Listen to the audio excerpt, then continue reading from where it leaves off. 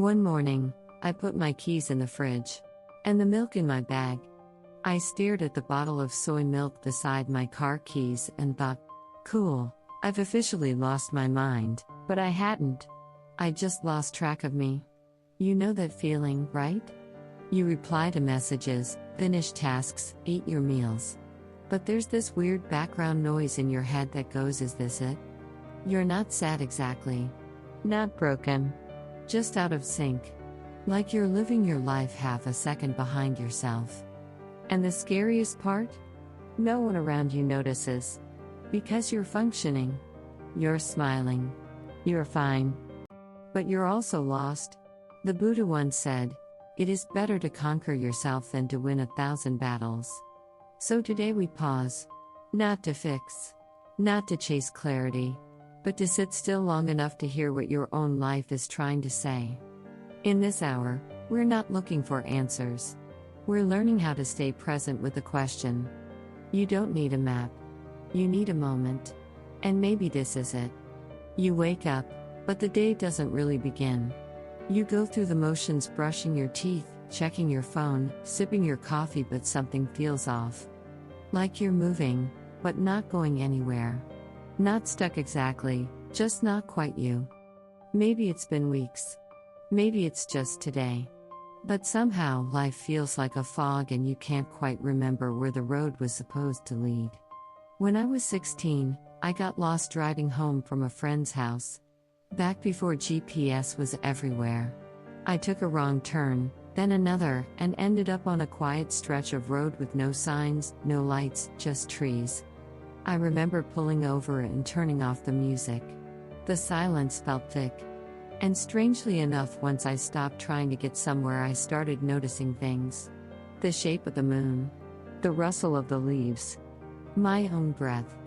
That night, I eventually found my way home, but I remember the stillness more than the road. Sometimes in life, being lost isn't a mistake. It's an invitation. To stop. To listen. The Buddha once said, "You, yourself, as much as anybody in the entire universe, deserve your love and affection." That's not just comfort, that's a call to remember your place in this world. Not as someone who has to achieve worth, but as someone who already is worthy, even when unsure, even when wandering. He also said, "It is better to travel well than to arrive." And maybe that's what this moment is, part of your traveling well. Not in control, but present. Not certain, but open. Feeling lost isn't a flaw in your path. It is the path. So right now, I invite you to sit with that feeling. Not to fix it. Not to solve it. Just to witness it. Close your eyes if you like. Let your breath guide you. Inhale. Exhale. There's nothing you need to figure out in this moment. You're not behind. You're not broken. You're just here, and that's enough. Have you ever noticed how rivers don't rush to the ocean? They wind. They curve. Sometimes they slow down. Sometimes they carve through stone. But they always arrive, not because they hurry, but because they keep flowing.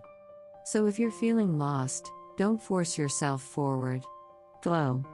Let stillness speak. Let confusion be part of your clarity. The Buddha taught impermanence not as a threat, but as truth. Nothing is forever except change. That means your confusion isn't permanent.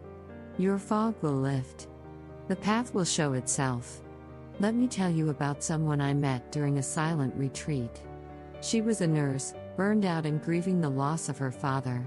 For days, she sat in silence, barely eating, barely sleeping. And then one morning, she told me something simple. I stopped waiting to feel better. I just sat with what was real. That shift from resisting the pain to witnessing it changed her. Not overnight, but deeply. And you can do that too. You don't have to see the whole map. You just have to trust the next step. And the next breath. The Buddha said, "Do not dwell in the past, do not dream of the future, concentrate the mind on the present moment." Not to push away your feelings, but to let you rest in now, where healing begins. Because even in the mess, especially in the mess, you are growing. So take this time to feel lost without judgment. To breathe with compassion. To be with yourself not as a problem to fix, but as a soul unfolding. You are not alone. You never were.